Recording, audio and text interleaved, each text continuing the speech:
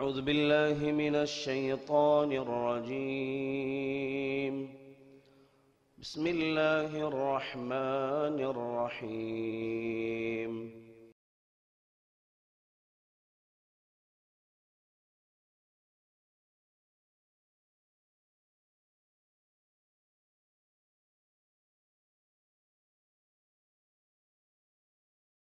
السلام عليكم ورحمة الله وبركاته. الحمد لله والصلاة والسلام على رسول الله وعلى آله وصحبه أجمعين، أما بعد، فأعوذ بالله من الشيطان الرجيم. بسم الله الرحمن الرحيم. يا أيها الذين آمنوا اتقوا الله حق تقاته ولا تموتن إلا وأنتم مسلمون. رب اشرح لي صدري ويسر لي أمري واحلل عقدة من لساني يفقهوا قولي. உலகத்திலே அல்லாஹ்வுக்கு மிக உகப்பான இடமாகிய இறை இல்லத்தில் இந்த நல்ல சந்தர்ப்பத்தில் ஹதீஸுடைய வகுப்பாக இது இருந்தாலும் இது ஃபிக்ஹுடைய வகுப்பு. இது ஹதீஸாக இருந்தாலும் ஃபிக்ஹை பற்றி சொல்கிற வகுப்பு. அதனால் இந்த வகுப்பில் நமக்கு சிறப்பான ஃபிக்ஹ் மசாயில்கள், சட்டங்களை தெரிந்து கொள்வதற்கு வாய்ப்பாக இருக்கும் என்ற நம்பிக்கையில் இந்த பாடம் ஆரம்பிக்கப்பட்டிருக்கிறது.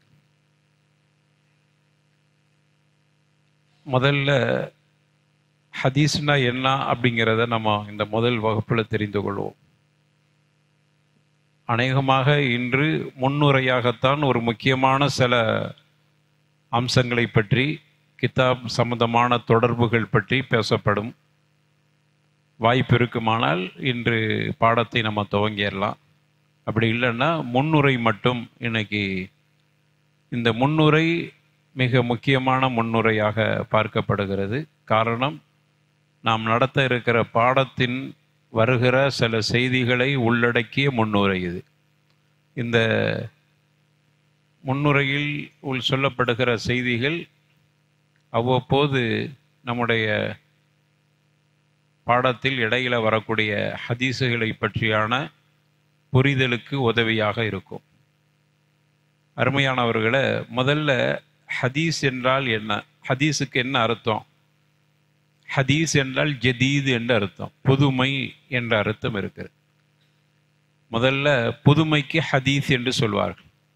முஹ்தஸ்ங்கிறோம்ல, முஹ்தஸ் புதுமை. அப்போ முதல்ல அந்த காலத்தில் அரபுகள் புதுமைக்கு ஹதீஸ் என்று சொல்வார். அல்லது பேசுகிற செய்திக்கும் ஹதீஸ் என்று சொல்வார். அது புதுமை தானே, பேசுறதும் புதுமை தானே. நான் இப்போ ஒரு விஷயத்த சொல்றேன்னா நீங்க புதுசா கேட்குறீங்க, அதனால சொல்லுக்கும் ஹதீஸ் என்று சொல்லுகிற பழக்கம் இருந்தது. நபிகள் நாயகத்தினுடைய செய்தி எப்பொழுது சொல்லப்பட்டதோ அன்றிலிருந்து ஹதீஸ் என்றால் ரசூலுல்லாவுடைய சொல்லுக்கு ஹதீஸ் அப்படின்னு ஆயிடுச்சு. நம்ம ஊர்ல கூட சொல்லுவாங்க, ஹதீஸு சொல்கிறோம். இப்போ தான் நம்ம வட்டத்தில் தான் பயானுங்கிறோம். ஆனால் ஆரம்ப காலத்தில் நம்ம என்ன சொல்லுவோம்? அந்த ஆலிம்ஸ் ஹதீஸ் சொல்கிறாங்க. ஹதீஸுன்னா செய்தி, அப்போ பேசுகிறாங்கன்னு அர்த்தம். ஆனால் மார்க்கத்தில் ஹதீஸ் என்று சொன்னால் நபிகள் நாயகத்தினுடைய சொல், செயல், அங்கீகாரம், அவர்களுடைய வர்ணனை, அவர்களுடைய பண்புகள், இத்துணைக்கும் சேர்த்து ஹதீஸ். இப்போ நம்ம எல்லாத்துக்கும் ஹதீஸ்னா என்ன புரிஞ்சுக்கிறோம்? ரசூலுல்லாவுடைய சொல் அதுவும் ஹதீஸ், செயல் ஹதீஸ். முதல்ல பேச்சுக்கு மட்டும்தான் ஹதீஸில் இருந்துச்சு. ஆனால் ரசூலுல்லா என்னைக்கு பேச ஆரம்பித்தாங்களோ அதிலிருந்து ரசூலுல்லாவுடைய சொல், ரசூலுல்லாவுடைய செயல், ரசூலுல்லாவுடைய அங்கீகாரம், ரசூலுல்லாவுடைய வர்ணனை, ரசூலுல்லாவுடைய பண்பு, இந்த ஐந்தையும் உள்ளடக்கிய ஒரு வார்த்தைக்கு ஹதீஸ். இப்போ நமக்கு எல்லாத்துக்கும் ஹதீஸ்னா அர்த்தம் என்னன்னு தெரிஞ்சிருச்சு. அடுத்தது, மார்க்கத்தில் ஹதீஸுக்கு என்ன முக்கியத்துவம் அப்படின்னு சொன்னால், மார்க்கத்தினுடைய அடிப்படைகளில் முதன்மையானது குர்ஆன், இரண்டாவது ஹதீஸ். அப்போ அடிப்படை மார்க்கத்தினுடைய அடிப்படையாக ஹதீஸ் இருக்கிறது. அதனால தான் அல்லாஹ் ரப்பல் ஆலமீன் நபிகள் நாயகத்தினுடைய வார்த்தைகளில் உண்மையை தவிர வேறு எதையும் வெளிப்படுத்தவில்லை. ரசூலுல்லாஹ் பொய் சொன்னதே இல்லை. அல்லாஹ் அப்படி அமைச்சிட்டான், அல்லாஹ் அப்படி பாதுகாத்துட்டான். இது அல்லாஹுடைய குதரத். நபிகள் நாயகத்தினுடைய தனிப்பட்ட ஒரு குதரத்துன்னு சொல்ல முடியாது. அல்லாஹ் அப்படி அமைச்சிட்டான். நஸ்ஸஹல்லாஹ், அல்லாஹ் அவர்களை பரிசுத்தப்படுத்தி விட்டான்.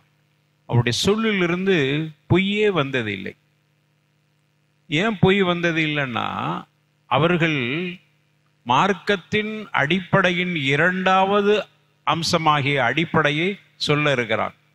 அப்படி இருக்கும்போது அங்கே பொய் கலந்துச்சுன்னா மார்க்கமே பொய்யா போயிடும். இது ஷத்திய மார்க்கம், தீனுல் ஹக், இது மெய்யான மார்க்கம். அதனால அடிப்படையில் இரண்டாவது ஹதீஸாக இருக்கிற அந்த ஹதீஸை சொல்லக்கூடியவர் உண்மையை தவிர எதையும் பேசாதவர்.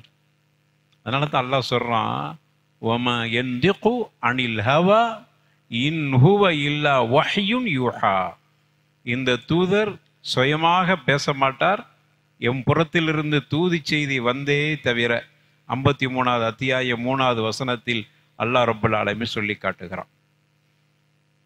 நபிகள் நாயகத்தினுடைய வார்த்தை, சொல், செயல், அங்கீகாரம், அவர்களுடைய வர்ணனை, அவர்களுடைய பண்பு, இந்த 5ம் உள்ளடக்கிய மார்க்கத்தினுடைய இரண்டாவது அடிப்படையாக ஹதீஸ் இருக்கிறதே, அது ரொம்ப முக்கியம். குர்ஆனை விளங்குவதற்கு இது தேவைப்படுது. ஒரே ஒரு உதாரணம் மட்டும் சொல்கிறேன். அல்லாஹ் ரப்பல் ஆலமீன் குர்ஆன்ல சொல்றான், ஒரு மனிதன் திருடிவிட்டால் அவனுடைய கையை துண்டிக்க வேண்டும். அல்லாஹ் சொல்றான், அஸ்ஸாரிகு வஸ்ஸாரிகத்து ஃபக்தஉ ஐதியஹுமா. திருடன் திருடி ஆகியவர்களுடைய கையை துண்டிக்க வேண்டும். இது அவ்வளவுதான் வசனம் இருக்கிறது. ஆனால் இதுல எவ்வளவு சட்டங்கள் தேவைப்படுகிறது, எவ்வளவு விரிவுரை தேவைப்படுகிறது தெரியுமா? திருட்டுண்டா முதல்ல எவ்வளவு திருடினால் திருடு. இப்போ இன்னைக்கு பிஸ்கட் கொடுத்தாங்க, எல்லாத்துக்கும் பிஸ்கட் கொடுக்குறான். இப்போ அந்த பிஸ்கட்டை ஒருவர் திருடுறாருன்னு வைங்க, 2 பிஸ்கட் எடுத்து சாப்பிட்டுட்டார் கேட்காமல, கொடுக்கறதுக்கு முன்னாடியே. திருட்டு தானே? அல்லது அங்கே இருக்குது அப்படியே தூக்கிட்டு கொண்டு போயிட்டார், ஒரு 5 பிஸ்கட் எடுத்துகிட்டு போகிறார். இதுக்கு பேர் என்னது? திருட்டு. இஸ்லாமிய அரசாங்கமாக இருந்தால் என்ன செய்யணும்? குர்ஆன் என்ன சொல்லுது? திருடன் திருடி ஆகியவரின் கையை துண்டியுங்க. இப்போ ஒரு 2 பிஸ்கட்டை திருடிட்டு போனவனு கையை துண்டிக்கணுமா? அப்படி துண்டிச்சா இந்த மார்க்கத்துக்கு என்ன சொல்லுவாங்க? என்னடா இது, ஒரு 2 பிஸ்கட் ஒருத்தன் திருடிட்டா அதுக்கு அவனோட கையை வெட்டுறதா? இது என்னடா மார்க்கம் அப்படின்னு சொல்ல மாட்டாங்களா? ஆனா சரி, இல்லை, நீங்க சொல்ல 2 பிஸ்கெட் தானே, விட்டுட்டு போங்க, திருட அவனை வெட்ட வேணாம், அவனை திருடன்லாம் சொல்ல முடியாது அப்படின்னு நீங்க தீர்ப்பு சொல்ல முடியுமா? எனக்கு 2 பிஸ்கெட் பெருசா கூட தெரியலாமே, என்கிட்ட இருந்து 2 பிஸ்கெட் எடுத்துட்டு போயிருக்கிறார். அப்ப எப்படி திருடனை எப்படி முடிவு செய்யுது? குர்ஆன்ல இருக்குதா? அல்லாஹ் சொன்னா அஸ்ஸாரிகு வஸ்ஸாரிகத்து, திருடக்கூடிய ஆணும் திருடக்கூடிய பெண்ணும் இருவர்களுடைய கையை துண்டிங்க. திருட்டுக்கு என்ன அளவு விளக்கம் தேவைப்படுதா இல்லையா? எவ்வளவு திருடா திருடு? ஒரு 2 பிஸ்கட்டை திருடிட்டு போனா திருடா? தங்க பிஸ்கட்டா இருந்தா திருடு, சாதாரண பிஸ்கட்டா இருந்தா உணவுக்கு திருடி இருக்கிறான். அப்ப இப்படி சொல்றதுக்கு யாருக்கு அதிகாரம் இருக்கிறது? சட்டத்தை யார் ஏற்றுகிறானோ அவனுக்கு தான் அதிகாரம் இருக்கு. அப்ப அந்த விரிவுரையை குர்ஆன்ல சொல்ல முடியாது, குர்ஆன் இன்னும் பெருசாயிரும். அப்ப அதற்கு விளக்கமாக விரிவுரையாக நபிகள் நாயகம் சொல்ல வேண்டி இருக்கிறது. நபிகள் நாயகம் சொல்லிட்டாங்க, திருடுன்னா எந்த திருட்டுக்கு கையை துண்டிக்க வேண்டும், அதனுடைய அளவு என்ன, ஹதீஸுகள்ல பதிவு செய்யப்பட்டிருக்கிறது, ஹதீஸுகள்ல சொல்லப்பட்டிருக்கிறது. இவ்வளவு அளவு திருடினால் அவனுடைய கையை துண்டிக்க வேண்டும், நபிகள் நாயகம் சொல்லிட்டாங்க. இப்போ இந்த வசனத்துக்கு என்ன தேவைப்படுது? விரிவுரை தேவைப்படுது. அவங்கவுங்க இஷ்டத்துக்கு விரிவுரை கொடுப்பதல்ல. நபிகள் நாயகம் அல்லாஹ்வால் அனுப்பப்பட்ட தூதர் தான் விரிவுரை கொடுக்க வேண்டும். அதனால ஹதீஸ் ரொம்ப முக்கியமானது இந்த வசனத்துக்கு விளக்கம் சொல்ல. ஒன்று. அடுத்தது, திருடன் யாருன்னு நமக்கு தெரிஞ்சு போச்சு ஹதீஸின் மூலமாக. எவ்வளவு திருடினால் அதுக்கு திருட்டு என்று சொல்ல வேண்டும் என்பதை ஹதீஸின் மூலமாக நிரூபிக்கப்பட்டு விட்டது. சரி, கையை துண்டிக்க வேண்டும்னா கை என்பது எவ்வளவு அளவு இருக்குதுல்ல, இதற்கும் கை தான். இப்போ கையை தூக்குங்கன்னா நம்ம இப்படி தூக்கிடுறோம். அப்போ கையை இங்கே வெட்டுறதா, இங்கே வெட்டுறதா, இங்கே வெட்டுறதா, இங்கே வெட்டுறதா? எதுன், அரபில எதுன் கை. அப்போ கை என்றால் இதுவும் கை தான், விரலோடு சேர்ந்த மொத்தத்தில் கை என்று சொல்கிறோம். கையில எவ்வளவு தூரத்துக்கு துண்டிக்கிறது? வலது கையா இடது கையா? வலது கைக்கும் இடது கைக்கும் வித்தியாசம் இருக்கிறது. ஒருவருக்கு வலது கை இல்லாட்டா ரொம்ப கஷ்டம், ரெண்டு கை இல்லாட்டா பிரச்சனை, ரொம்ப பெரிய பிரச்சனை. அதுல ஒரு கை இன்னொரு கையை விட ரொம்ப முக்கியம் உள்ளது. அப்போ அவரும் பாதிக்கப்படக்கூடாது, குற்றவாளியும் அவருடைய மனிதாபிமானத்தையும் பார்க்க வேண்டும். எந்த கையை துண்டிக்கிறது, கையின் அளவு என்ன தேவைப்படுதா இல்லையா? ஹதீஸ்ல தேடி பார்த்தா கையின் அளவு தெரியல. திருடன் யாருன்னு சொல்லிட்டாங்க ஹதீஸ்ல. நான் இப்ப அதையெல்லாம் சொல்லிட்டு போனா நேரம் ஆகிட்டு இருக்கும், புரியுறதுக்காக வேண்டி சொல்றேன். அப்போ திருடன் யாருன்னு தெரிஞ்சிருச்சு. கையை துண்டிக்கிறது என்கிற அந்த வசனத்துக்கு விளக்கம் எவ்வளவு தூரம், இவ்வளவா இவ்வளவா இவ்வளவாங்கிற அளவை குரான்ல இல்லை, ஹதீஸ்லையும் தேடி பார்த்ததுல இல்லை, ரசூலுல்லாஹ் சொல்லல இல்லை. அப்போ முதல்ல நம்ம என்ன சொல்லுவோம்? ஹதீஸ் என்றால் சொல், செயல், அங்கீகாரம், ஷமாயில், ரசூலுல்லாஹ்வுடைய வர்ணனை, அவர்களுடைய பண்பு. அதை சுருக்கி என்ன செய்வாங்கன்னா சொல், செயல், அங்கீகாரம்னு மூணா முடிச்சிருவாங்க.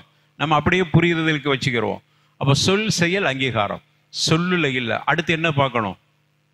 செயல்ல இருக்குதான்னு பார்க்கணும். நபிகள் நாயகம் ஆட்சி பொறுப்பில் இருக்கிற பொழுது திருடிய அந்த திருட்டு பெண்ணுக்கு எவ்வளவு தூரம் கை வெட்டினாங்க அப்படிங்கிறது ரசூலுல்லாஹ்வுடைய செயலில் இருக்கிறது. அப்போ அதன் மூலமாக அளவை தெரிந்து கொண்டோம், எவ்வளவு வெட்டணும் என்பது ஹதீஸில் உறுதி செய்யப்பட்டிருக்கு.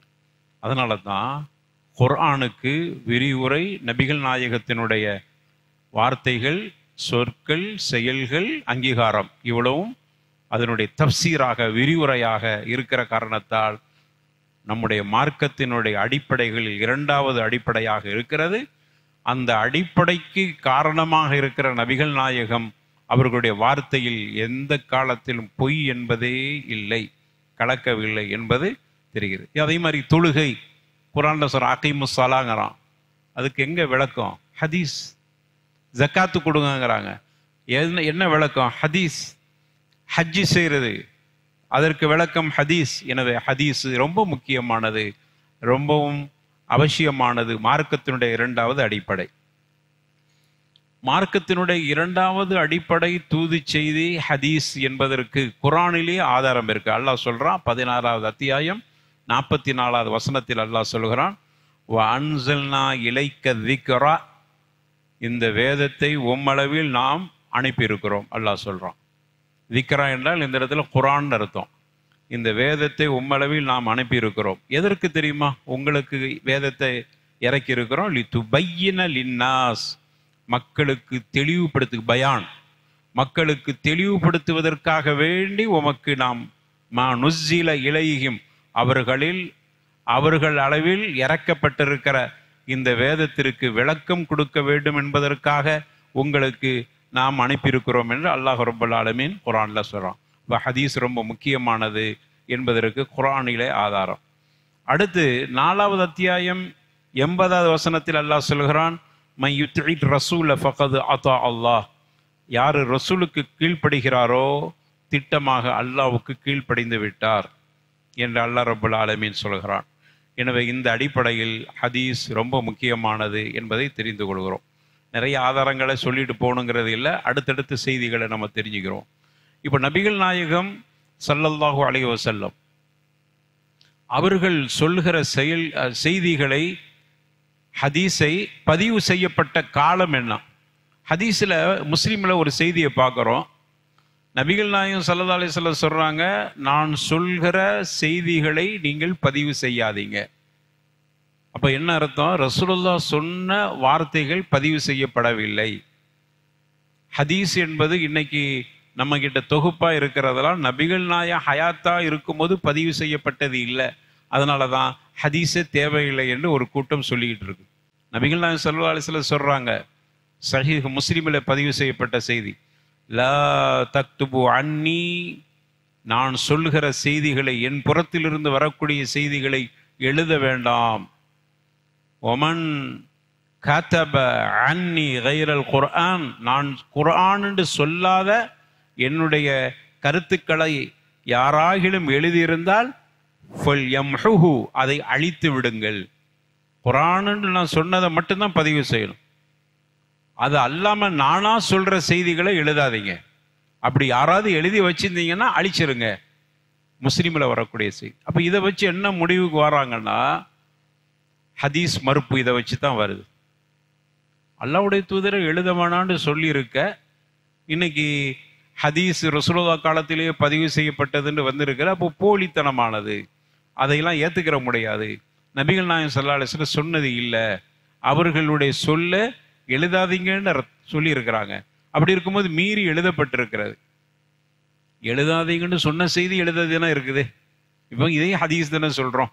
நபிகள் நாயகம் ஸல்லல்லாஹு அலைஹி வஸல்லம் சொன்னதை தானே அவங்களுக்கு பதிவு செய்ய. அப்போ என்ன தெரியுது என்றால், இந்த செய்திக்கு நமக்கு இமாம்கள் விளக்கம் கொடுக்குறாங்க. அல்லாஹ்வுடைய தூதர் ஸல்லல்லாஹு அலைஹி வஸல்லம் அப்படி சொன்னது முதல்ல அப்படி சொன்னாங்க. அதுக்கடுத்தது சட்டத்தை மாற்றிக்கொள்ளப்பட்டு விட்டது. ஏன்னா எழுதுங்கன்னு சொன்ன செய்தியும் இருக்கிறது. ஒன்று இப்படி ஒரு விளக்கம். இன்னொரு விளக்கம், குர்ஆனுன்னு ஓதி இருப்பாங்க நபிகள் நாயகம், அதுக்கு பிறகு விளக்கம் சொல்லுவாங்களே ஹதீஸ், அதையும் சேர்த்து ரெண்டையும் கலந்து எழுதியிருந்தாங்க. அப்போ நாளைக்கு குர்ஆன் எது ஹதீஸ் எதுன்னு தெரியாமல் போயிருமேங்கிறதுக்காக வேண்டி என்கிட்ட இருந்து நான் சொல்லும் போது என்னுடைய செய்தியை சொன்னால் எழுதாதீங்க, குர்ஆனை மட்டும் எழுதுங்க அப்படின்னு ரெண்டையும் கலந்து எழுதுகிற நபர்களை பார்த்து இப்படி சொன்னாங்க. கொஞ்சம் பேர் தான் எழுத்தாளர்கள் இருந்தாங்க, அவங்களுக்கு அப்படி சொன்னாங்க. அதனால மொத்தத்தில் ஹதீஸே எழுத வேண்டாம்னு அர்த்தம் இல்லை. ஏனென்றால் எழுதுங்கன்னு ஒரு செய்தி வந்திருக்குதே பார்க்கிறோம். சுனன் அபூ தாவூதுல 3646வது ஹதீஸாக பதிவு செய்யப்படுகிறது. ஹதீஸுகளை பதிவு செய்யுங்க அப்படின்ற செய்தி வந்திருக்கிறது. அப்துல்லாஹ் இப்னு அம்ர் ரலியல்லாஹு அன்ஹு சொல்றாங்க, குன்து அக்துபு குல்ல ஷைஇன் அஸ்மஉஹு மின் ரசூலில்லாஹி ஸல்லல்லாஹு அலைஹி வஸல்லம். ரசூலுல்லாஹ் ஸல்லல்லாஹு அலைஹி வஸல்லம் அவர்கள் சொல்லுகிற அனைத்தையும் கேட்கிற நான் எல்லாத்தையும் பதிவு செஞ்சிருவேன். ரசூலுல்லாஹ் சொல்ல பதிவு செஞ்சிருவேன். அதுக்கு என்ன காரணம் தெரியுமா? உரீது ஹிஃப்தஹு, நான் ரசூலுல்லாஹ் சொன்னதை பதிவு செய்ததுக்கு காரணம் அதை மனனம் செய்வதற்காக வேண்டி இப்படி செஞ்சுக்கிட்டு இருந்தேன். ஃபநஹத்னி குரைஷ், எனக்கு குரைஷி தடுத்தாங்க. இல்லை அப்படி நீங்கள் எழுதாதீங்க அப்படின்னு தடுத்தாங்க. அதுக்கு காரணம் சொன்னாங்க, அத்தக்துபு குல்ல ஷைஇன் தஸ்மஉஹு வ ரசூலுல்லாஹி ஸல்லல்லாஹு அலைஹி வஸல்லம் பஷருன் யதகல்லமு ஃபில் கதப் வர்தா. அல்லாஹ்வுடைய தூதர் ஸல்லல்லாஹு அலைஹி வஸல்லம் சொல்லுகிற எல்லாத்தையும் நீ எழுதிக்கிட்டு இருக்கிறியா? அல்லாஹ்வுடைய தூதர் ஒரு மனிதர், அவருங்க சந்தோஷமான நேரத்தில் சொல்லக்கூடியதும் இருக்குது, கோபமான நேரத்தில் சொல்லக்கூடியதும் இருக்கிறது. எல்லாத்தையும் பதிவு செஞ்சுட்டு இருந்தா அது சரியானதா இல்லையேன்னு குறைஷி என்கிட்ட சொல்லும் போது நான் என்ன செஞ்சேன்னா, அம்சக்து அனில் கிதாபா, ரசூலுல்லாஹ் சொல்ற செய்தியை எழுதுறதை விட்டுட்டு நான் சும்மா இருக்கல. ஃபதக்கர்துல் ரசூலில்லாஹி ஸல்லல்லாஹு அலைஹி வஸல்லம், ரசூலுல்லாஹ்ட்ட போய் இப்படி சொன்னேன், இப்படி குறைஷி தடுக்கிறாங்க, குறைஷிகள் தடுக்கிறாங்க, எழுதாதீங்க, ரசூலுல்லாஹ் சொல்றதை எழுதாதீங்க. அவர் மனிதர், கோபமான நேரத்தில் சொல்லுவாங்க, மனுஷன் என்னென்ன மாதிரி நேரத்தில் சொல்லுவார், என்ன செய்தி சொல்வாருன்னு தெரியாது, இதெல்லாம் எழுதி வைக்காதீங்கன்னு சொல்றாங்க அப்படின்னு சொன்ன உடனே அல்லாஹ்வுடைய தூதர் ஸல்லல்லாஹு அலைஹி வஸல்லம் என்னை பார்த்து சொன்னாங்க, ஒரு இஷாரா பண்ணாங்க. அவுமானா இஷாரா பண்ணாங்க. பி உஸ்பிஹி இலா ஃபமிஹி, தன்னுடைய வாயை பக்கம் கையை விரலை கொண்டு போய் இதிலிருந்து என்னுடைய வார்த்தையிலிருந்து பொய் வராது அப்படின்னு சொல்லிட்டு அதுக்கு பிறகு சொன்னாங்க, உக்துப், எழுதிக்கங்க. இப்போ வல்லதி நஃப்ஸி பியதிஹி, என்னுடைய ஆத்மா யார் கைவசம் இருக்குதோ அந்த இறைவன் மீது சத்தியமா சொல்றேன், மா யஹ்ருஜு மின்ஹு, இந்த வாயிலிருந்து என்னைக்குமே இல்ல ஹக், உண்மையை தவிர வேறு எந்த செய்தியும் வெளியாகாது, எனவே எழுதி கொள்ளுங்கள் என்று ரசூலுல்லாஹி ஸல்லல்லாஹு அலைஹி வஸல்லம் எனக்கு அனுமதி கொடுத்தாங்க. சொல்வது யார்? அப்துல்லாஹ் இப்னு அம்ர் ரலியல்லாஹு, அவங்க பெரிய காத்திப் ரசூலுல்லாஹ்வுடைய. அப்போ என்ன தெரியுது? ஹதீஸை எழுதுவதற்கு ரசூலுல்லாஹி ஸல்லல்லாஹு அலைஹி வஸல்லம் சொல்லிட்டாங்க. அப்போ முஸ்லீமில் எழுதுனா அழிச்சிருங்கன்னு சொன்னது, குரானோடு கலந்து எழுதுனது, அல்லது ஆரம்ப காலத்தில் குரானு ஹதீஸு வித்தியாசம் தெரியாமல் போயிருமேங்கிற அச்சத்தில் ரசூலுல்லாஹ் சொன்னது அப்படின்னு அதற்கு விளக்கம் சொல்கிறாங்க. மோதுது ஹதீஸ் மோதுது அப்படின்னு புரிஞ்சுக்கிற முடியாது. ரெண்டுமே சையான ஹதீஸில் அது எப்படி மோதும்? சையான ஹதீஸ் ஒரு காலமும் மோதாது. சையான ஹதீஸ் குரானுக்கு எந்த காலத்திலும் முரணாக வராது. அதுக்கு விளக்கங்கள் கண்டிப்பாக இருக்கும். சையான ஹதீஸ் முரணாக வருகிறது என்று சொன்னால் என்னுடைய சிந்தனையில் கோளாறு, என்னுடைய புரிதலில் கோளாறு, என்னுடைய விளக்கத்தில் ஏற்பட்ட குறைபாடு, எனக்கு கல்வி இல்லாமையால் ஏற்படுகிற ஒரு வகையான குறைபாடு, அப்படிதான் புரிஞ்சுக்கிறணும். ஒரு காலமும் அது எந்த வகையிலும் மோதாது. இது ஹதீஸை பற்றி நாம் தெரிந்து கொள்ள வேண்டிய அம்சம். சரி, அப்படின்னா நமக்கு ஒரு கேள்வி வருது. ரசூலுல்லாஹ் காலத்தில் ஹதீஸு எப்படியெல்லாம் பதிவு செய்யப்பட்டன? நம்ம இப்போ புரிஞ்சிட்டோம். ரசூலுல்லாஹ் காலத்தில் வஹி எழுதப்பட்ட மாதிரி ரசூலுல்லாஹ்வுடைய செய்தியும் எழுதப்பட்டன, அதுக்கு அனுமதி கொடுத்துருக்கிறான். ஹதீஸ் எப்படி ரசூலுல்லாஹ் காலத்தில் பதிவு செய்யப்பட்டன அப்படின்னு பார்த்தா 3 வகையான வழிகளில் தான் பதிவு செய்யப்பட்டிருக்கு. ஹதீஸ் 3 வகையான வழிகளில். ஒன்று, ரசூலுல்லாஹ் சொல்ல சொல்ல ஹதீஸை எழுதியிருக்கிறார், இது ஒரு வழி, கிதாபத்.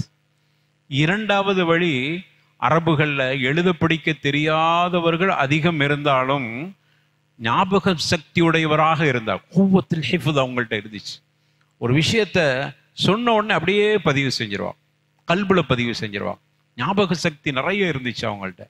எனவே இரண்டாவது ஹதீஸ் எப்படி பதிவு செய்யப்பட்டது என்றால் மனனத்தின் மூலமாக. நிறைய பேர் மனப்பாடம் பண்ணியிருந்தாங்க, கல்புல அப்படி குரான் மனப்பாடம் பண்ண மாதிரி ஹதீஸை மனனம் செய்திருந்தாங்க. இது இரண்டாவது.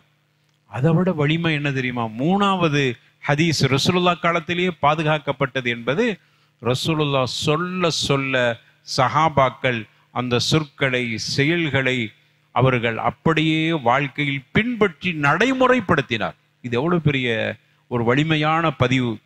நபிகள் நாயகம் இன்னைக்கு ஒரு விஷயத்தை சொல்லிட்டாங்க, இன்னைக்கு சஹாபாக்கள் செஞ்சிருவான், அமலுக்கு வந்துடும்.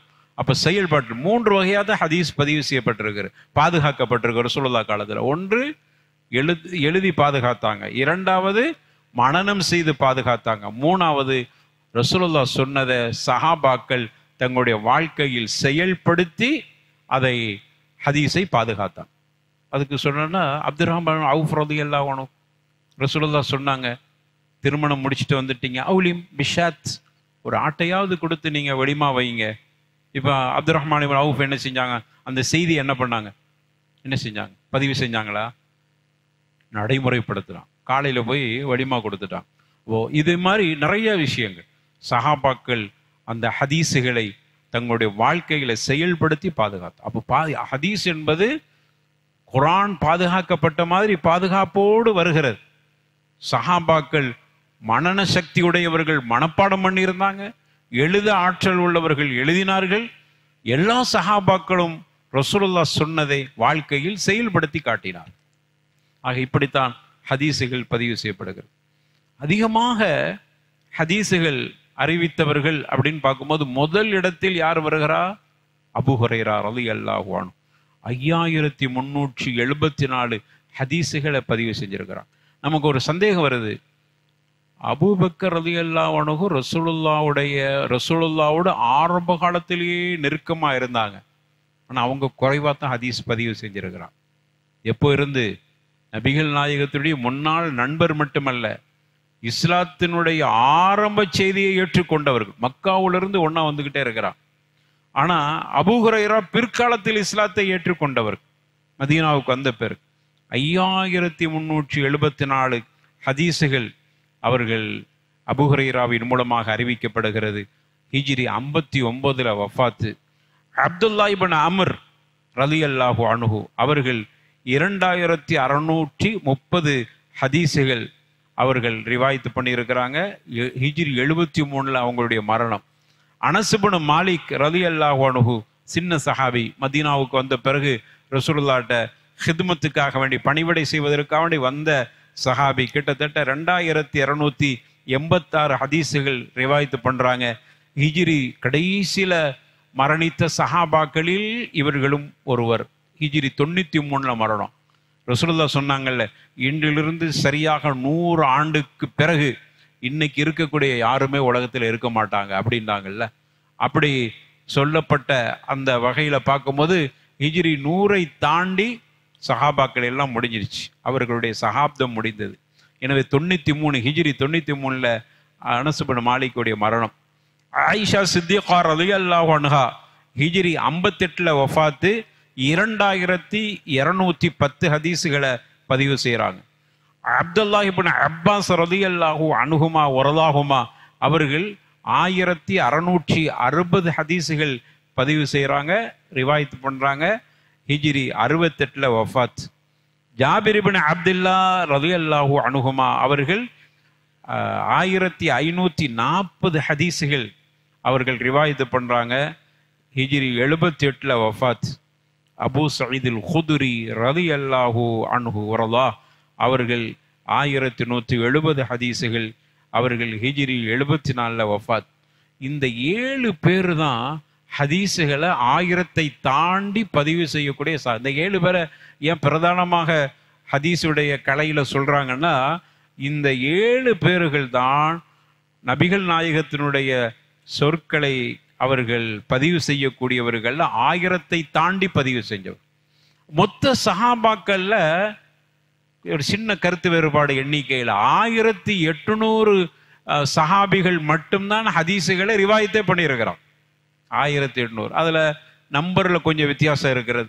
சில பேர் 1600 500 அப்படிங்கிற மாதிரி ஒரு கருத்து சின்ன எண்ணிக்கையில் மட்டும்.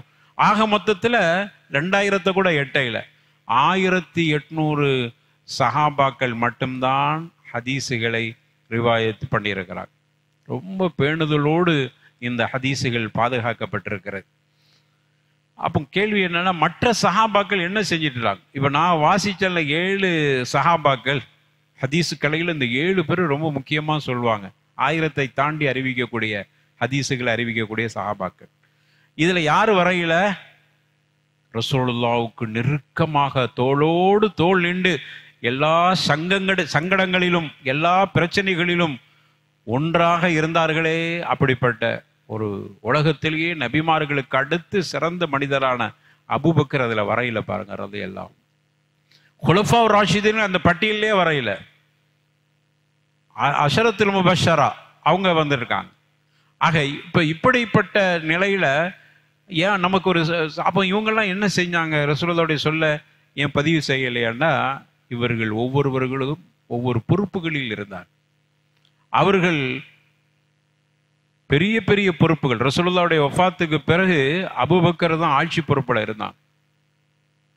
ரசூலுல்லாஹ் கிட்ட அவர்கள் வேற வேற சில சஹாபாக்கள் பணி நிமித்தமாக தாவாக்காக வேண்டி பல இடங்களுக்கு அனுப்பி வைக்கப்பட்டார். யாரும் சும்மா இருக்கையில இவர்கள் எல்லாம் ஹதீஸை ரசூலுல்லாஹ் கிட்ட இருந்து செய்தியை பதிவு செய்யணும் அப்படிங்கிறதுக்காக வேண்டி இருந்தவர்கள் இந்த 7 பேர்.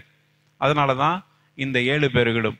அடுத்து மற்ற சஹாபாக்கள் கொஞ்சம் கொஞ்சம் ஹதீஸை பண்ணாங்க. மொத்தத்தில் பார்க்கும்போது 1800 சஹாபாக்களை தாண்டவில்லை ஹதீஸுகளை ரிவாயத்து பண்ணக்கூடிய சஹாபாக்கள்.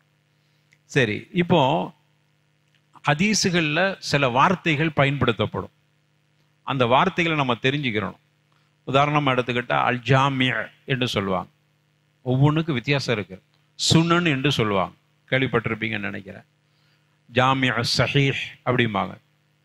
அல் ஜாமியா சிஹாஹ் மொத்தத்தில் சொல்லும் போது சுனனு திருமிதிம்பாங்க. ஏன் அங்கே ஜாமியா சொல்லாமல் சுனன்னு சொல்கிறாங்க? சில இடத்துல முஸ்னதுன்னு சொல்லுவாங்க, முஸ்னத் அஹ்மத். அங்கே ஜாமியா அஹ்மதுன்னு சொல்கிறாங்களா? இல்லை. அப்போ ஏன் அப்படி சொல்கிறாங்க? முஅஜம் அப்படிம்பாங்க. முஅஜம் என்கிற வார்த்தை புகாரிக்கு பயன்படுத்த மாட்டாங்க. அப்போ இந்த சொற்கள் சும்மா சொன்னது இல்லை, அதற்கும் வித்தியாசம் இருக்கிறது. இப்போ அந்த வார்த்தைகளுக்கு உண்டான உள்ளடக்கம் என்ன அப்படிங்கிறத நம்ம தெரிஞ்சுக்கிட்டா ஹதீஸை பற்றியான ஒரு சின்ன மாலுமாத், ஒரு புரிதல் நமக்கு கிடைத்துவிடும். இப்போ முதல்ல ஜாமிய எடுத்துக்கொள்வோம். ஜாமிய எந்த மாதிரியான ஹதீஸ் கிரந்தங்களுக்கு ஜாமிய என்று சொல்வார்கள் என்று சொன்னால், ஜாமிய என்று சொல்லுகிற அந்த ஹதீஸ் கிதாபுக்கு இப்போ சொல்ல போகிற தகுதி இருக்கணும். கொள்கையை பற்றி, அகீதாவை பற்றி சொல்லி இருக்க வேண்டும். கொள்கையை பற்றி ஈமான், அபுபாபுல் ஈமான், ஈமானுடைய பாடம் அப்படின்னு ஆரம்பிக்கணும். அப்புறம் ஃபிக்குடைய சட்டங்கள் இருக்கணும்.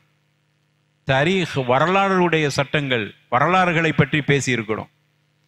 ஒழுக்கவியலை பற்றி பேசி இருக்கணும். தப்சீரை பற்றி பேசி, குர்ஆனுடைய விரிவுரையை பற்றி பேசி இருக்கணும். சிறப்புகளை பற்றி பேசி இருக்கணும். ரசூலுல்லாஹ்வுடைய வர்ணனை பற்றி பேசி இருக்கணும். மறுமையை பற்றி பேசி இருக்கணும். இப்படி பதிவு செய்கிற ஹதீஸ் கிதாபுகளுக்கு என்ன பேரு? ஜாமி. நீங்க எங்கெல்லாம் ஜாமி என்று சொல்லப்படுகிற ஹதீஸாக இருந்தா நீங்க இவ்வளவு பாடங்கள் அங்க இருக்குன்னு அர்த்தம். மறுமையை பற்றி சொல்லியிருப்பாங்க, சிறப்புகள் சொல்லியிருப்பாங்க, ரசூலுல்லாஹ்வுடைய வர்ணனை சொல்லியிருப்பாங்க, அப்போ வரலாறு இருக்கும், ஒழுக்கவியல் சம்மந்தப்பட்டது இருக்கும், தப்சீர் இருக்கும். இதெல்லாம் இருந்தா அதற்கு பேர் ஜாமியா. அப்படிங்கிற ஜாமியா என்று சொல்லுகிற கிதாபுகள் எடுத்துக்கிட்டா சஹீஹுல் புகாரி இதற்கு ஜாமியா என்று சொல்றாங்க.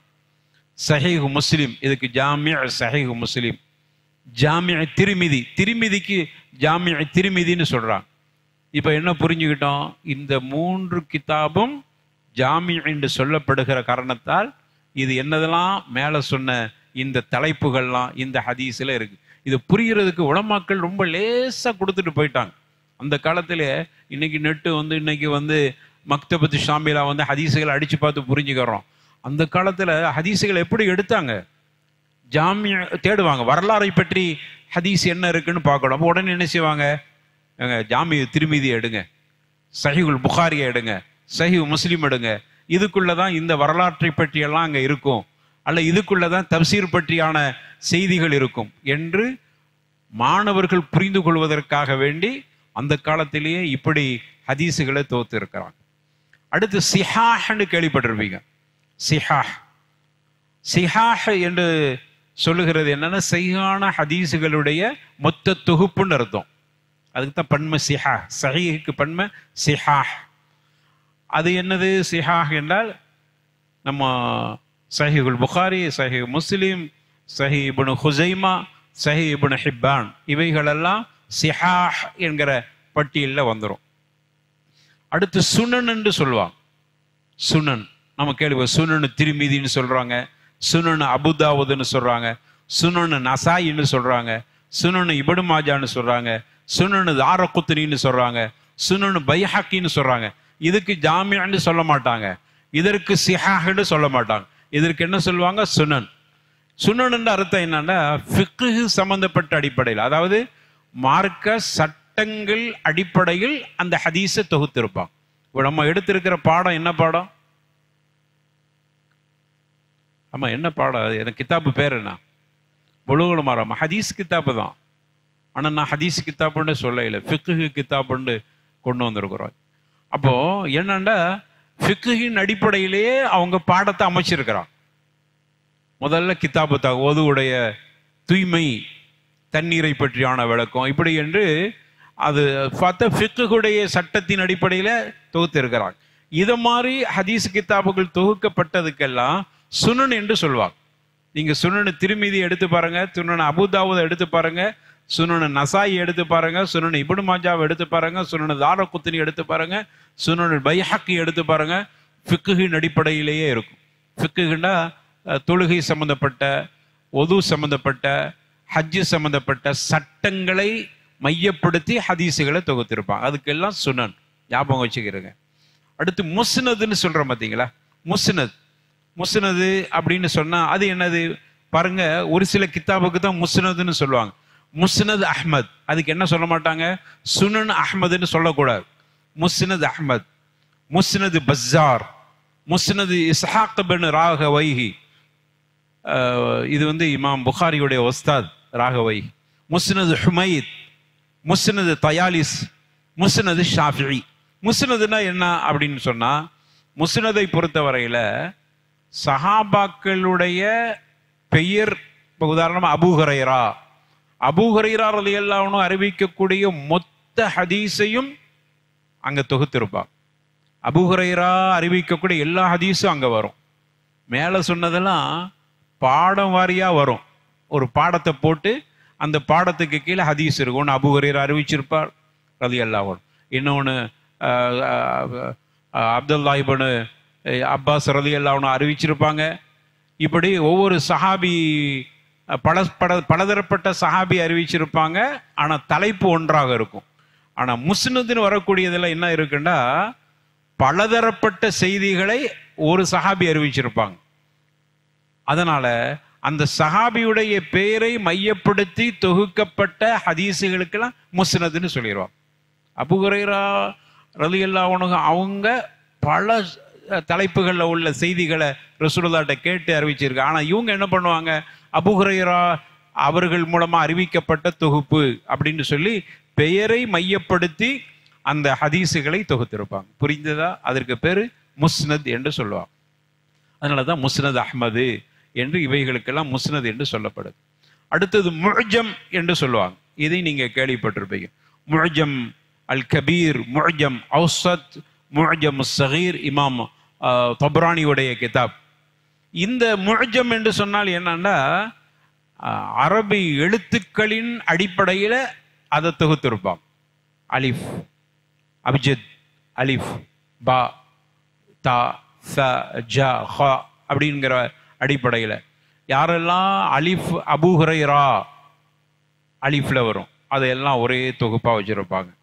அதே மாதிரி சீனில் வருதா சஅத், அதெல்லாம் ஒரு தொகுப்பில் வந்திருக்கும். அந்த அடிப்படையில் அலிஃப், பா, தா, சா, ஜா, ஹ, ஹ அப்படிங்கிற அடிப்படையில் ஹதீஸை தொகுத்திருந்தால் அதற்கு பேர் முஅஜம் என்று சொல்லுவாங்க.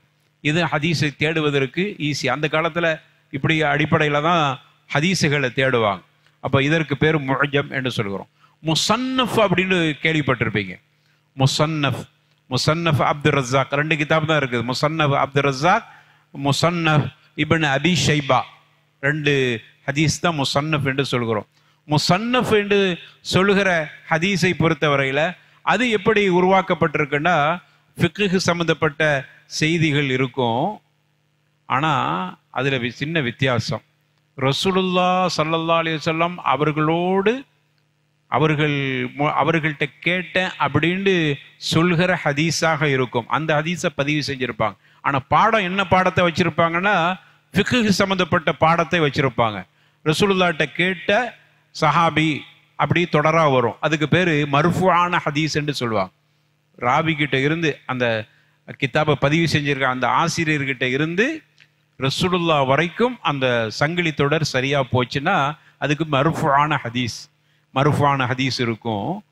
அதுக்கடுத்தது மௌகூஃபான ஹதீஸும் இருக்கும். சஹாபாக்கள் சொல்லக்கூடிய செய்திகள் அப்படின்னு இருக்கும்.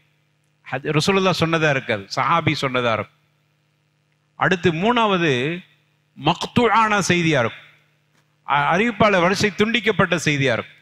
4வது சஹாபாக்களுடைய சொற்கள், தாபியங்களுடைய சொற்கள், தபுஉ தாபியங்களுடைய சொற்கள், இவைகளை பதிவு செய்யப்பட்ட கிதாபுக்கு பேரு முசன்னஃப். இது 2 கிதாபு தான் முசன்னஃப். அப்துர் ரஸாக் முசன்னஃப் இப்னு அபி ஷைபா. அடுத்து முஸ்ததரக், முஸ்ததரக் ஹாக்கிம் என்று சொல்கிறோம். கேள்விப்படுவீங்க, ஹாக்கிம்ல வருது. அது ஹாக்கிம் தனியா சொல்றது இல்லை, முஸ்ததரக் ஹாக்கிம். முஸ்ததரக் ஹாக்கிம், ஹாக்கிம் கிதாபு நம்ம கேள்விப்பட்டிருக்கிறோம். ஹாக்கிம் கிதாப்னு ஒன்று இருக்கு. அது என்ன மாதிரியான செய்திகளை பதிவு செஞ்சிருக்கிறாங்கன்னா, அது வித்தியாசமான ஒரு கண்ணோட்டத்தில் இமாம் ஹாக்கிம் ரஹிமஹுல்லா பதிவு செஞ்சிருக்காங்க. நைசாபூரி அவங்க புகாரி முஸ்லிம் 2 அறிஞர்களுடைய நிபந்தனைக்கு உள்ளான ஹதீஸுகள். புகாரி முஸ்லிம் 2 பேரும் தான் அந்த ஹதீஸுகளை தொகுப்பதில் கடுமையான நிபந்தனை போட்டிருக்கிறாங்க. இப்படிலாம் இருந்தால் தான் அந்த ஹதீஸ் சஹீஹ் அப்படின்னு போட்டிருக்கிறாங்க. அப்படி போட்டிருக்கிற நிபந்தனையில் உள்ள ஹதீஸுகளை இமாம் புகாரி முஸ்லீம் பதிவு செய்யாம விட்டுருப்பாங்க. புரிகிறதா? இமாம் புகாரி முஸ்லீமுடைய நிபந்தனை கூடிய ஹதீஸு, ஆனால் புகாரி இமாமும் முஸ்லீம் இமாமுக்கு அந்த செய்தி கிடைக்காம இருந்திருக்கும். ஆனால் அந்த செய்தி எடுத்து பார்த்தா இமாம் புகாரி போட்ட நிபந்தனைக்கு உட்பட்ட செய்தியா இருக்குது. முஸ்லீம் இமாம் போட்டிருக்கிற நிபந்தனைக்கு உட்பட்ட செய்தி என்னமோ தெரியல, அவங்களுக்கு அந்த செய்தி கிடைக்கல போல தெரியுது, பதிவு செய்யாம விட்டுருக்கிறாங்க. இமாம் ஹாக்கிம் இவைகளை மட்டும் தேடி பதிவு செஞ்சிருக்கிறான். அப்ப எவ்வளவு பெரிய வலிமையான ஒரு வேலையை செஞ்சிருக்கான். இமாம் புகாரியுடைய நிபந்தனையும் முஸ்லீமுடைய நிபந்தனையும் வச்சுக்கிட்டு ஹதீஸை தேடி இருக்கிறான். இது ஒத்து போகுது நிபந்தனைக்கு. ஆனா இங்க புகாரியில பாக்குறாங்க அந்த ஹதீஸ் இல்லை, முஸ்லீம்ல பாக்குறாங்க ஹதீஸ் இல்லை, ஆனா நிபந்தனையை ஒத்து வருகிறது. ஹயாத்தா இருந்து அவங்களுக்கு இந்த செய்தி கிடைச்சா பதிவு செஞ்சிருப்பாங்க. அப்படின்னு இருக்கிற ஹதீஸை விட்டுருக்கிறாங்க. ஹாக்கிம் ரஹிமஹுல்லா அவைகளை தொகுத்துட்டார். இதுக்கு தான் ஹாக்கிம் என்று சொல்லுகிறோம். முஅத்தா கிதாப் கேள்விப்பட்டிருப்பீங்க. இந்த முஅத்தா 2 கிதாப் இருக்கு. ஒன்று இப்னு மாலிகிட, இன்னொன்று இப்னு அபி திப். நமக்கு கேள்விப்பட்டதெல்லாம் முஅத்தாண்டா உடனே இமாம் மாலிக் ரஹிமஹுல்லா அவருடைய கிதாபு தான் நம்ம சொல்லுவோம். அவங்களுடைய கிதாப் மட்டுமில்லை, இப்னு அபி திப் 2 பேர் முஅத்தா அப்படிங்கிற. முஅத்தாண்டா அந்த பேரு நினைச்சிடக்கூடாது. முஅத்தா என்பதற்கு என்ன, அந்த அதில் என்னெல்லாம் தொகுக்கப்பட்டிருக்குன்னா, அதில் வந்து ஃபிக்ஹுடைய அடிப்படையில் தான் தொகுக்கப்பட்டிருக்கிறது பாடம். ஆனால் அதில் மர்ஃபுஆன செய்திகள், ரசூலுல்லாஹ் சொன்னது இருக்கும், சஹாபாக்கள் சொன்னது இருக்கும், செய்திகள் அறிவிப்பாளர் துண்டிக்கப்பட்ட செய்தி இருக்கும். அது போக மேலே இதே மாதிரி ஒரு விஷயத்தை முஸன்னஃபுல சொல்லியிருக்கிறோம். அது போக அதிகப்படியாக என்னன்னா அந்த இமாமோட கருத்தும் இருக்கும். இந்த ஹதீஸையெல்லாம் எழுதிட்டு இமாம் மாலிக் ரஹிமஹுல்லா ஒரு விஷயத்தை பதிவு செஞ்சிருப்பாங்க. இந்த மேலே உள்ள ஹதீஸுகள் இது என்னுடைய சொல்லு அப்படின்னு பதிவு செஞ்சிருப்பாங்க. அல்லது அவங்க இஜ்திஹாது பண்ணி அவங்களுடைய ஆய்வு பண்ணின செய்தியும் அதில் இருக்கும். அதே போன்று ஃபத்துவாக்கள், அவங்க கொடுத்த ஃபத்துவாக்களும் உள்ள இருக்கும். இப்படி இருந்துச்சுன்னா அதுக்கு என்ன பேரு? முஅத்தா.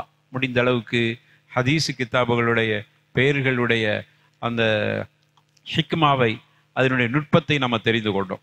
அடுத்து ஹபர் என்று சொல்வார்கள். ஹபர்னா என்ன அப்படின்னா, நஹூல ஹபர்னா என்ன? நஹூல நீங்க படிச்சீங்களே, முபத்ததா ஹபர் அப்படிங்கிறோம்ல, அது நஹூல. ஒரு செய்தி முற்று பெறுகிறார்.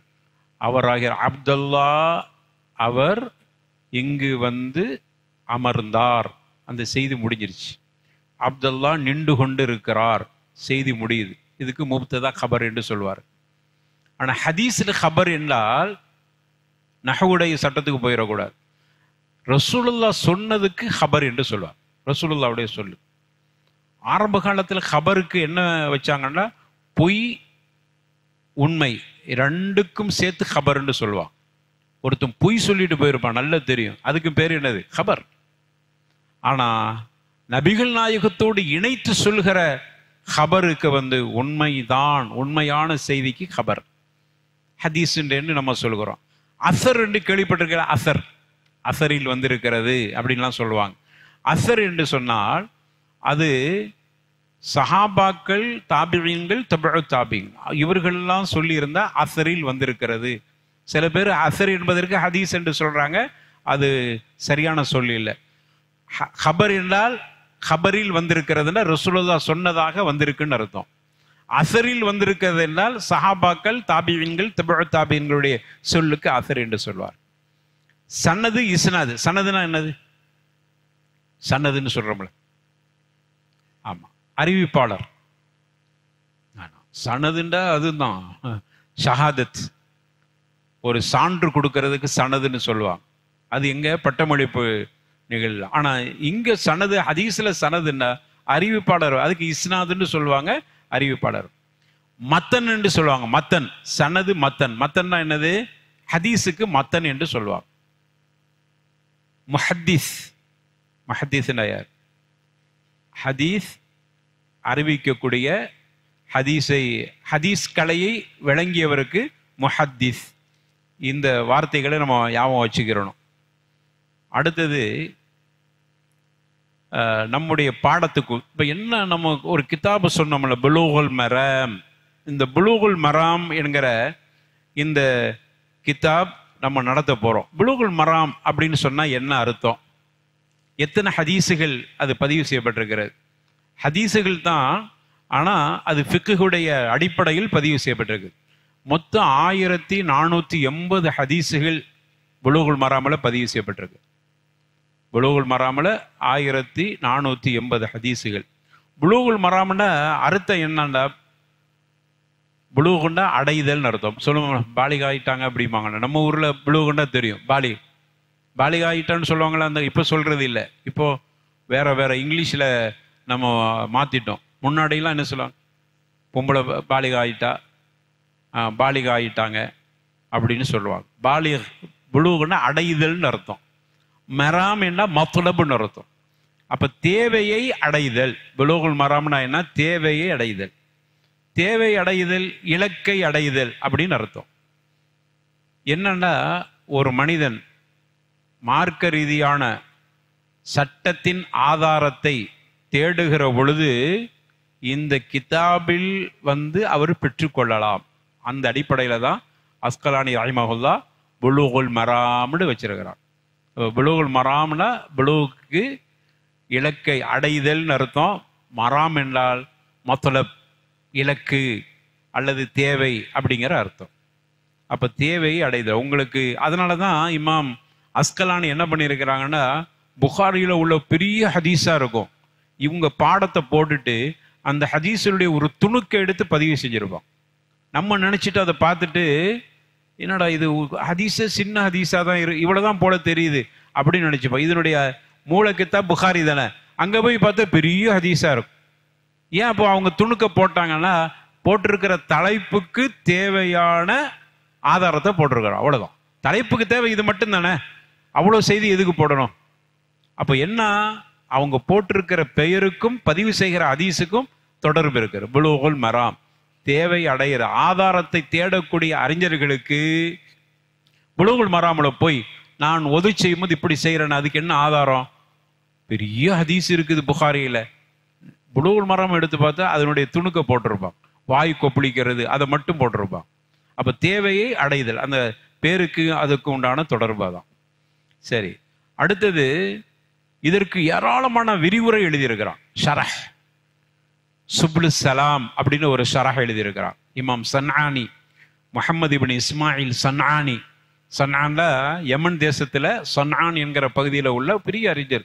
சுப்லு சலாம் அற்புதமான ஒரு விரிவுரை. அதே போன்று இமாம் முஹம்மது இப்னு சாலிஹ் இப்னு உஸைமீன் ரஹிமஹுல்லா அவங்க ஒரு விரிவுரை எழுதியிருக்கிறாங்க. ஃபத்ஹுல் ஜலாலி வல் இக்ராம் பி ஷர்ஹி புலூகில் மராம். நம்ம இங்க பாடம் நடத்தும் போது சுப்லு சலாமும் இமாம் முஹம்மது இப்னு சாலிஹ் இப்னு உஸைமீன் ரஹிமஹுல்லா அவர்களுடைய விரிவுரையும் எடுத்து அதை துணைக்கு வைத்து தான் உங்களுக்கு இந்த பாடத்தை நம்ம நடத்த போறோம். இது இந்த கித்தாபை பற்றியான ஒரு சிறு அறிமுகம். அடுத்து இந்த கித்தாபுடைய ஆசிரியர் யாரு? இமாம் அஸ்கலானின்னு சொன்னோம். இவங்களுடைய பட்டப்பேர் என்ன தெரியுமா? ஷிஹாபுத்தீன். நம்ம ஊர்ல நிறைய ஷிஹாபுத்தீன் அந்த காலத்துல விடுவாங்க. ஷிஹாபுத்தீன் அதைத்தான் என்னான்னு கொலை செஞ்சிட்டோம், சாப்தீன்ட்டோம். சாப்தியும்பாங்க அந்த காலத்துல. இப்போல்லாம் யாரும் ஷிஹாபுத்தீன் பேர் வைக்கல. ஷிஹாபுத்தீன் இருந்தா கண்டிப்பா வச்சிருப்பாங்க. நீங்க சாபுத்தீன் சொன்னதுனால பேரை விட்டோம்.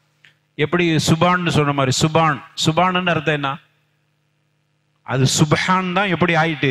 சுபான் ஆயிட்டு. இப்ப நம்ம யாராவது சுபான்னு பேரை வைப்போமா? சுபஹான். அதே மாதிரி இது ஷிஹாபுத்தீன். இவருடைய பட்ட பேரு ஷிஹாபுத்தீன். ஷிஹாப்னா டைம் ஆயிடுச்சு. ஷிஹாப்னா ஜுவாலைன்னு அர்த்தம். மார்க்கத்தின் ஜுவாலை, பிரகாசம். இவங்களுடைய புனை பேர் அபுல் ஃபதுல். இவங்களுடைய புனை பேர் அபுல் ஃபதுல். இப்னு ஹஜர்னு சொல்லிக்கிட்டே இருக்கிறோம். அவங்களுடைய பேரை நம்ம சரியா தெரிஞ்சுக்கிறோம். இவங்களுடைய பட்ட பேர் ஷிஹாபுத்தீன், இவங்களுடைய புனை பேர் அபுல் ஃபதுல். அப்ப இவங்களுடைய பேர் என்ன? அஹ்மத் இப்ன் அலி.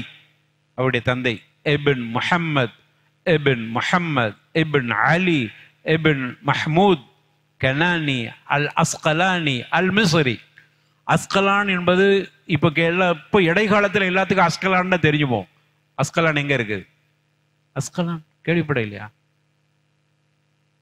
அஸ்கலானை தாக்கி விட்டோம், அடித்து விட்டோம், கேள்விப்பட இல்லையா? பலஸ்தீன்ல இருக்கக்கூடிய ஒரு பகுதி, கஸா பக்கத்துல அஸ்கலான். ஷாம் என்று சொல்லுவாங்க. சாஹில் ஷாம். சாஹில்னா கடலோர பகுதி. அப்போ அஸ்கலான் என்பது பலஸ்தீன்ல, அங்கதான் இமாம் அவர்கள் பிறந்திருக்கிறாங்க. சரி, அப்ப நம்ம இதோட இந்த பாடத்தை முடிச்சிருவோம் இன்ஷா அல்லாஹ்.